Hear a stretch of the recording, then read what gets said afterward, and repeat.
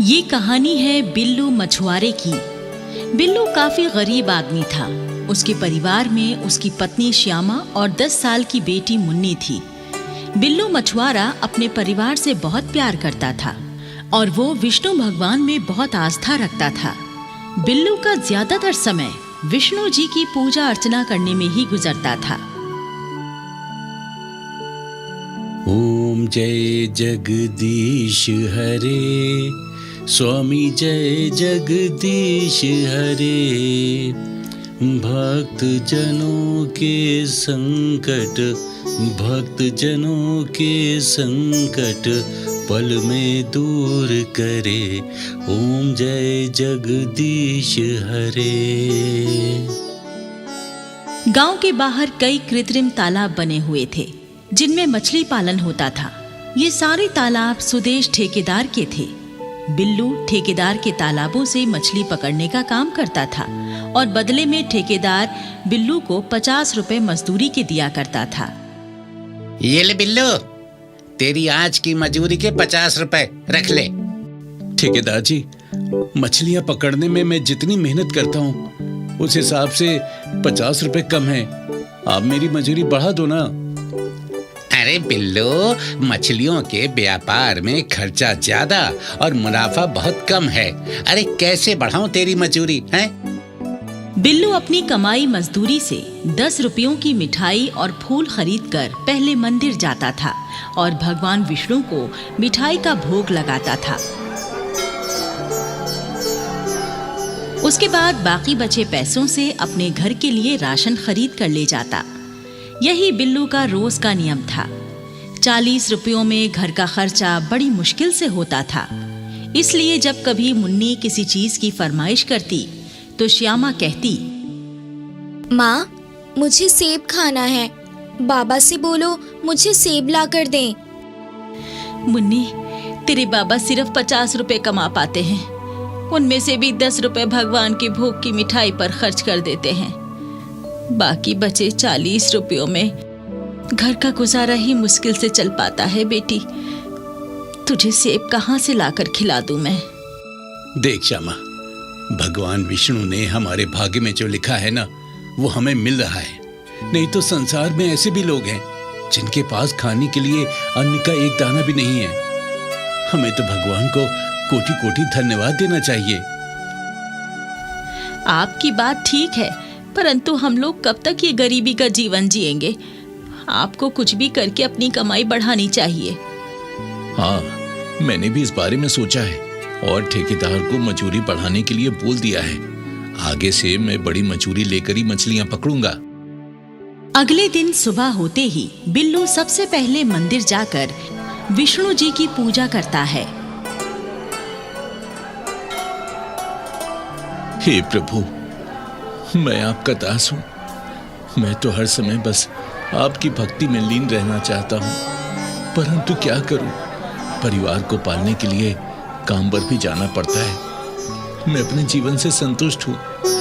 प्रभु, मुझे तो बस आपके दर्शनों की अभिलाषा है। एक बार मुझे अपने दर्शन देकर मेरा जीवन सफल कर दो प्रभु, मेरा जीवन सफल कर दो। पूजा करने के बाद बिल्लू मछलियों के तालाब पर आ जाता है तो ठेकेदार कहता है, अरे भाई बिल्लू, तू काम पर इतनी देर से क्यों आवे है? चल जल्दी से तालाब में जाल डाल दे। आज तुझे कुछ ज्यादा मछलियां पकड़नी है। मुझे एक बड़ा ऑर्डर देना है। ठेकेदार जी, 50 रुपयों की मजदूरी में आज मैं जाल डालने वाला नहीं हूँ। 100 रुपए मजदूरी दोगे तभी मैं जाल डालूंगा। अबे हराम का माल नहीं है मेरे पास जो मैं तुझे 100 रुपए मजदूरी दूंगा। 50 रुपयों में काम करना है तो कर, नहीं तो यहाँ से चलता बन। मैं किसी दूसरे मछुआरे से मछलियां पकड़वा लूंगा। चल भाग यहाँ से। तो ठीक है ठेकेदार जी, 50 रुपयों में मेरी बात नहीं बनेगी। मैं दूसरे ठेकेदार के पास मजदूरी कर लूंगा। ये कहकर बिल्लू वहां से चला जाता है और दूसरे ठेकेदार के पास आकर काम मांगता है। लेकिन 100 रुपए की मजदूरी पर ये ठेकेदार भी बिल्लू को काम देने से मना कर देता है। फिर बिल्लू तीसरे ठेकेदार के पास जाता है और वो ठेकेदार भी काम देने से मना कर देता है। थक हार कर बिल्लू वापस अपने घर लौट आता है। घर लौटकर वो अपनी पत्नी श्यामा को सारी बात बता देता है। सुनो जी, बिना काम किए घर का गुजारा कैसे होगा? अरे तू इस बात की चिंता मत करे श्यामा, सब हरि पर छोड़ दे। अरे भगवान ने हमें धरती पर पैदा किया है तो हमारे भोजन का प्रबंध भी भगवान ही करेंगे ना। और इस तरह फिर 3-4 दिन गुजर जाते। घर में खाने के लिए कुछ नहीं बचा। तीनों के भूखे रहने की नौबत आ गई। मुन्नी भूख से बेहाल हो गई और मुन्नी की तबीयत खराब हो गई। मुन्नी श्यामा से कहती है, माँ, मुझे बहुत भूख लगी है, कुछ खाने को दो। मुन्नी बिटिया, थोड़ा धीरज रख। मैं अभी किसी पड़ोसी के घर जाती हूँ और तेरे लिए खाने का कुछ इंतजाम करके लाती हूँ। श्यामा घर से बाहर चली जाती है। इधर बिल्लू मंदिर में विष्णु जी की प्रतिमा के सामने बैठा पूजा कर रहा है। हे मेरे प्रभु, क्या मेरी भक्ति में कुछ कमी रह गई जो आप मुझ पर कृपा दृष्टि नहीं डाल रहे? मेरे घर में खाने को अन्न का दाना भी नहीं। मेरी पत्नी और बेटी 2 दिन से भूखे हैं। मुझ पर दया करो प्रभु, मेरे लिए काम का प्रबंध करवा दो प्रभु। इधर श्यामा एक पड़ोसी से कुछ पैसे उधार लाकर थोड़ी दाल और चावल खरीद लाती है और खिचड़ी बनाकर मुन्नी को खिला देती है। तभी बिल्लू भी घर आ जाता है। श्यामा थोड़ी खिचड़ी बिल्लू को भी खाने के लिए देती है। बिल्लू जैसे ही खिचड़ी खाने लगता है, तभी घर के बाहर एक गरीब बूढ़ा आकर आवाज देता है, अरे अरे घर में कोई है क्या? बेटा मुझे कुछ खाने को दे दो, मैंने 4 दिनों से कुछ नहीं खाया।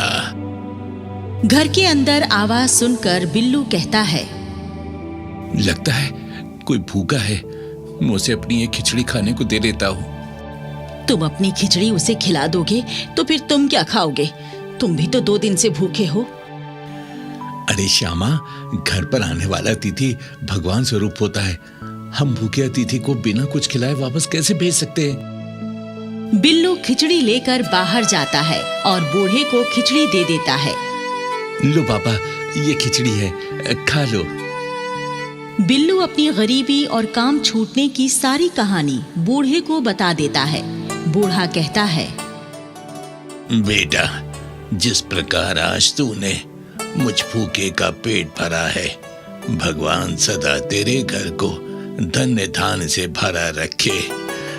बेटा, विष्णु जी पर भरोसा रखो, वो जरूर तुम पर कृपा करेंगे।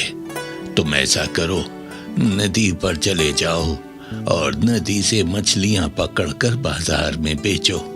भगवान की कृपा से तुम्हारी रोजी रोटी का अच्छा प्रबंध तो हो ही जाएगा। ये कहकर बूढ़ा वहां से चला जाता है। इधर बैकुंठ में माँ लक्ष्मी जी विष्णु जी से कहती हैं, प्रभु, ये दरिद्र मछुआरा तो आपका परम भक्त है, फिर ये इतने कष्ट में क्यों है? आप इस भक्त का कष्ट क्यों नहीं हरते?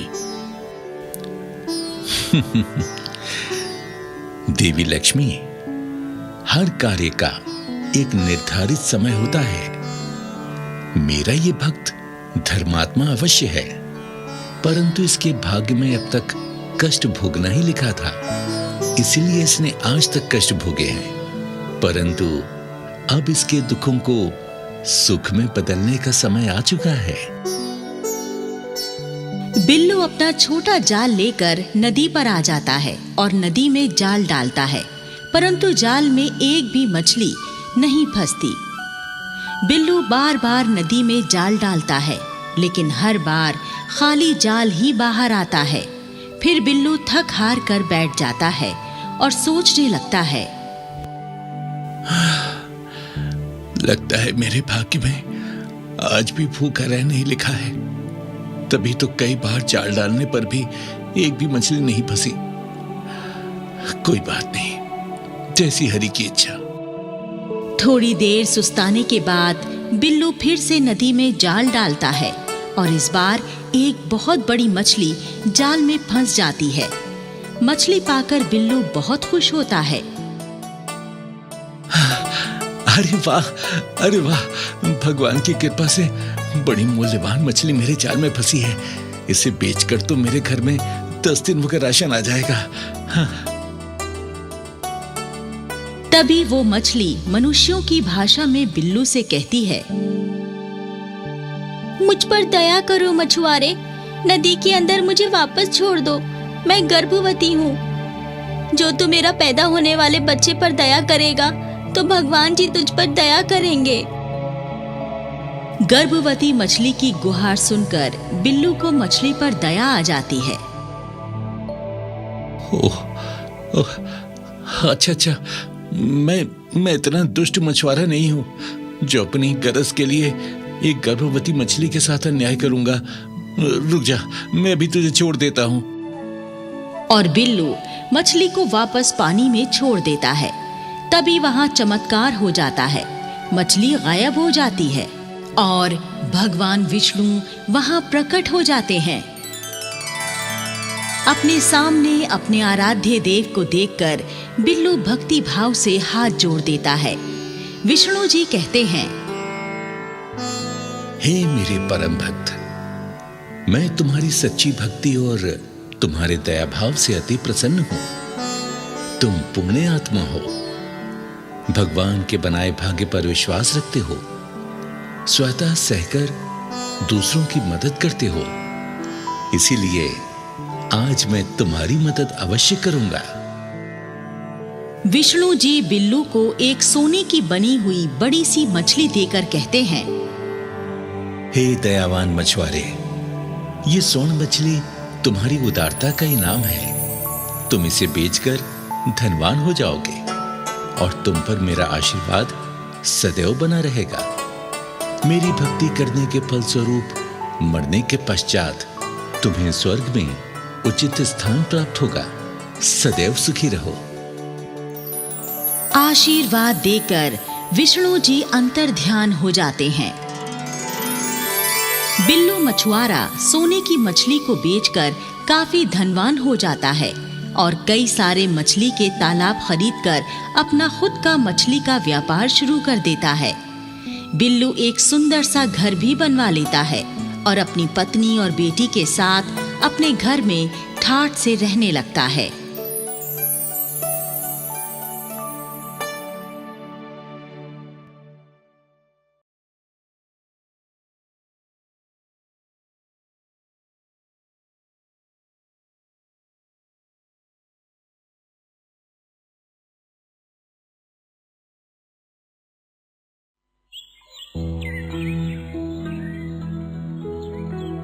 एक किसान था जिसका नाम था शिवराम।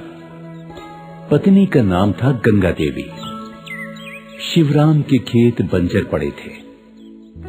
घर में खेती करने वाला उसके सिवा और कोई नहीं था। वृद्ध होने के कारण वो मजदूरी करता था। उसके पास एक रेहड़ी थी, यानी हाथ का ठेला। वो उसमें लोगों का छोटा मोटा सामान ढोता था। उससे जो भी पैसे कमाता उसी से गुजारा करता। उसकी पत्नी गंगा देवी धार्मिक प्रवृत्ति की औरत थी। जब वो रोटी बनाती तो 2 रोटी शिव पार्वती के नाम से निकालती, 2 रोटी लक्ष्मी जी और विष्णु जी के नाम की निकालती और 1 रोटी ब्रह्मा जी के नाम की निकालकर गौ माता को खिलाती थी। तभी वो खुद खाती और अपने पति शिवराम को भी देती थी। एक बार शिवराम ने देखा कि उसकी पत्नी देवताओं के नाम की रोटियां निकालकर गाय को खिलाती है। तब वो अपनी पत्नी से बोला, अरे भाग्यवान, मैं बड़ी मुश्किलों से मजदूरी करके घर का इंतजाम करता हूँ और तू आधे आटे की रोटियां तो देवी देवताओं के नाम से निकाल देती है, उनको भूख लगाती है। आधे आटे की रोटियों से हम दोनों पेट भरते हैं, ऊपर से तेरा ये दान मुझे बहुत तकलीफ देता है। अरे मैं ठहरा मजदूर, इतनी कमाई कहाँ से लाऊं? ये सब तेरा व्यवहार कब तक सहन करूं? अरे तू क्यों देवताओं के लिए रोटियां देती है? सुनो जी, जिन देवताओं की बदौलत हमें रोटियां मिलती हैं, हम उनको भोग क्यों न लगाएं? जिस दिन तुम्हें मजदूरी नहीं मिलेगी, तब हमारे साथ साथ देवी देवता भी भूखे रहेंगे, तो वो भोजन की व्यवस्था करेंगे, जिससे हमें और देवता दोनों को भोजन मिलेगा। आपको भी मजदूरी मिलेगी और हमारे सारे काम भगवान बनाएंगे। इसलिए सुनो जी, तुम अपना काम करो और मुझे मेरा काम करने दो, इसी में हमारी भलाई है। हाँ, तू सही कहती है। वैसे तो गंगा, आज तूने मेरी आंखें खोल दी हैं। अब मैं तुझे नहीं रोकूंगा कभी भी। तुम मेरी कमाई में भगवान का हिस्सा जरूर निकाला करो। उसकी इच्छा से हमारे सारे कार्य जरूर सफल होंगे। अच्छा, मैं चलता हूँ अपनी मजदूरी करने। अच्छा ठीक है, और सुनो, शिव का ध्यान करते रहना, प्रभु आपकी रक्षा करे।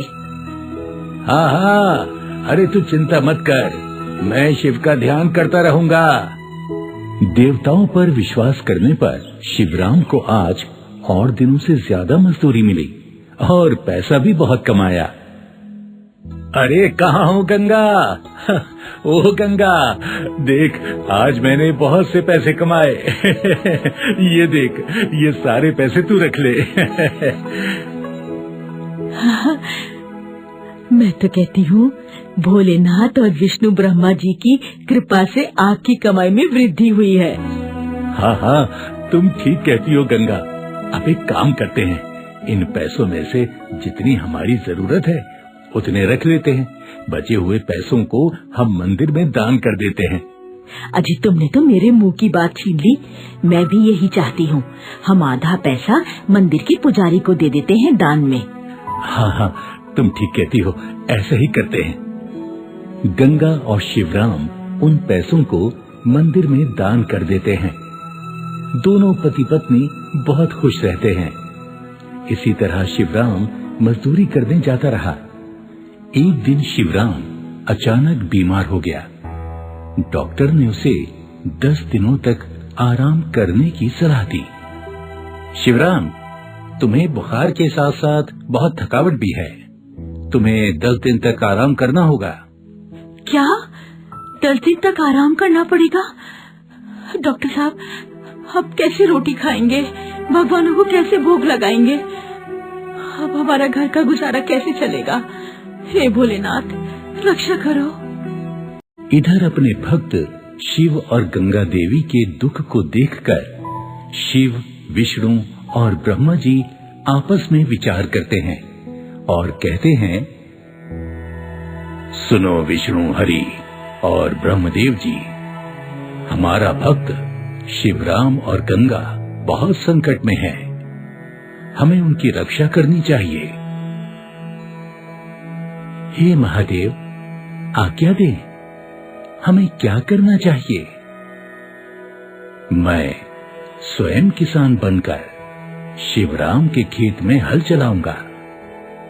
विष्णु देव, तुम इंद्र को आदेश देकर खेतों में बारिश करा दो और ब्रह्मदेव अन्नपूर्णा देवी से खेतों में अन्न की व्यवस्था कराएं। इससे शिवराम के खेतों में अच्छी फसल होगी। इस प्रकार तीनों देवताओं ने अपनी लीलाओं से चमत्कार दिखाया। बंजर खेतों में फसल लहराने लगी। इधर शिवराम की ज्यादा तबीयत खराब होने से गंगा दुखी होकर भोलेनाथ से प्रार्थना करते करते शिवराम के चरणों में सो जाती है। तभी भोलेनाथ उसके सपनों में आए और कहने लगे, देवी, आंखें खोलो और अपने खेतों पर जाकर देखो। अन्न से भरे तुम्हारे खेत लहरा रहे हैं। तुम्हारे पति को अब मजदूरी करनी नहीं पड़ेगी और साथ ही तुम्हें शीघ्र ही संतान का सुख प्राप्त होगा। इतना कहकर शिव अंतर्ध्यान हो गए। गंगा देवी ने तुरंत आंखें खोली तो देखा वहां कोई नहीं था। उसने अपने पति से कहा,